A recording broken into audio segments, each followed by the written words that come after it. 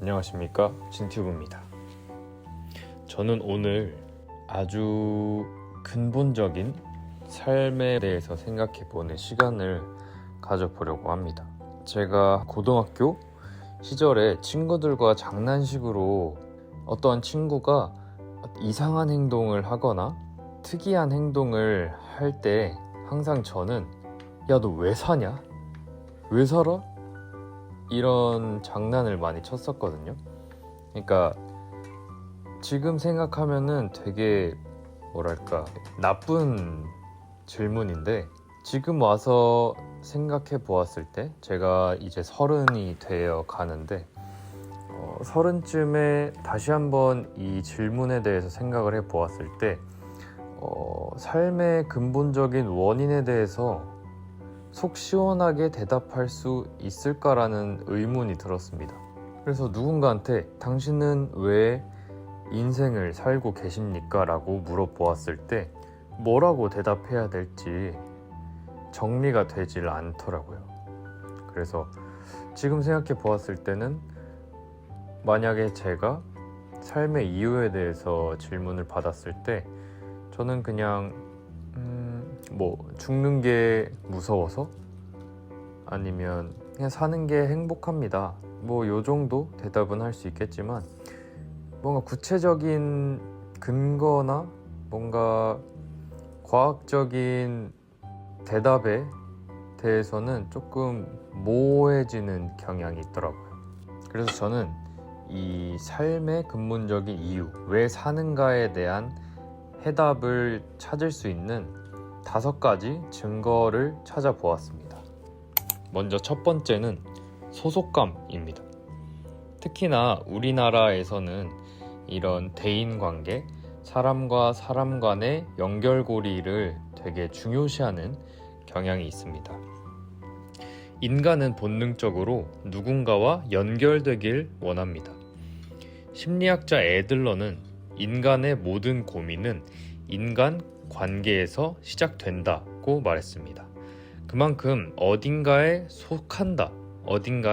속한다는 감각은 우리의 생존, 정신 안정과 직결됩니다.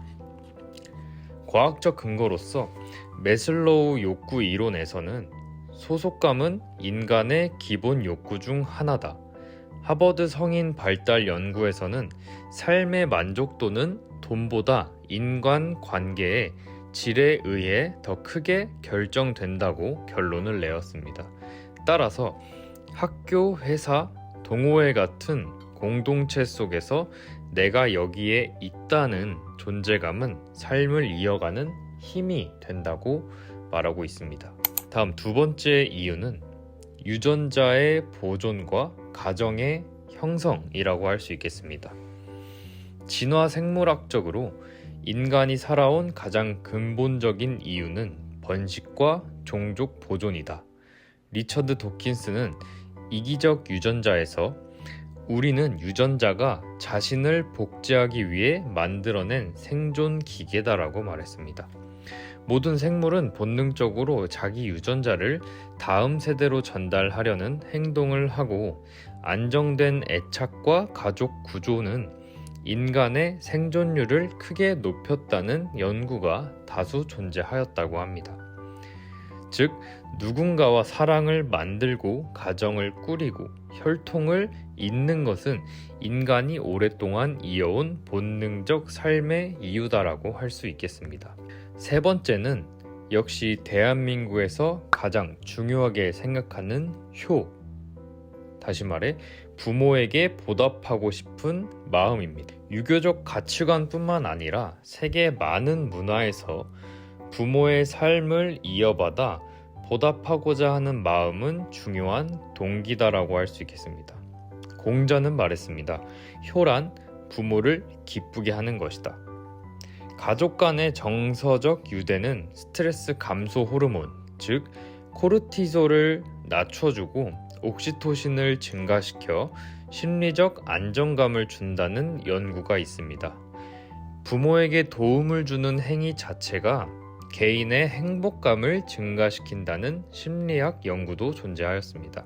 따라서 부모님보다 먼저 떠나는 것이 불효라는 인식처럼 삶을 계속 이어가려는 또 하나의 이유가 부모님께 삶으로 보답하고 싶은 마음이다라고 할 수 있겠습니다. 다음 네 번째 이유는 즐거움과 행복입니다.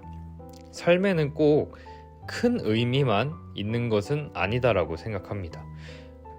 예를 들어 저는 운동에서 오는 성취감 또는 취미에서 느끼는 만족감 등 작은 즐거움이 삶을 견고하게 만든다라고 생각합니다. 아리스토텔레스는 행복은 우리가 반복해 실천하는 습관에서 온다라고 말했습니다. 저 같은 경우 운동을 하게 되면 도파민, 세로토닌, 엔돌핀이 분비되어 스트레스 감소나 기분 향상 효과가 과학적으로 입증되었습니다. 취미에 몰입하는 상태는 행복을 가장 크게 높이는 요소 중에 하나라고 말하고 있습니다. 따라서 즐거움은 사소해 보이지만 실제로는 삶을 지속시키는 강력한 에너지라고 할 수 있겠습니다. 마지막으로 다섯 번째 이유는 새로운 경험과 호기심입니다. 인간의 먹고 사는 문제를 넘어서는 본능이 바로 호기심이다. 아인슈타인은 나는 특별히 똑똑한 것이 아니다. 단지 끊임없이 호기심이 많을 뿐이다라고 말했습니다. 새로운 경험은 뇌의 보상 시스템을 자극해 도파민을 분비시킵니다. 새로운 환경, 예를 들어 여행이나 다른 도시를 가거나 다른 문화를 접하게 된다면 뇌의 신경 가소성이 증가해 창의력과 문제 해결 능력이 향상된다는 연구가 나타났습니다. 따라서 여행, 배움, 새로운 도전은 인간이 살아있다는 감각을 가장 강하게 느끼는 순간이라고 합니다. 전체적으로 요약을 한다면 우리는 단 하나의 이유로 사는 것이 아니라 소속감, 가족, 보답, 즐거움, 호기심이라는 여러 동기부여가 얽혀서 삶을 움직이고 있다라고 생각합니다. 삶은 누군가와 연결되고 사랑을 만들고 기쁨을 느끼고 새로운 것을 탐험하고 싶은 인간의 본능이 이어가는 여정이다라고 할 수 있겠습니다. 지금까지 저희는 삶의 근본적인 이유, 우리는 왜 살아가는가에 대한 몇 가지 근거 요소들에 대해서 생각해 보았습니다. 감사합니다.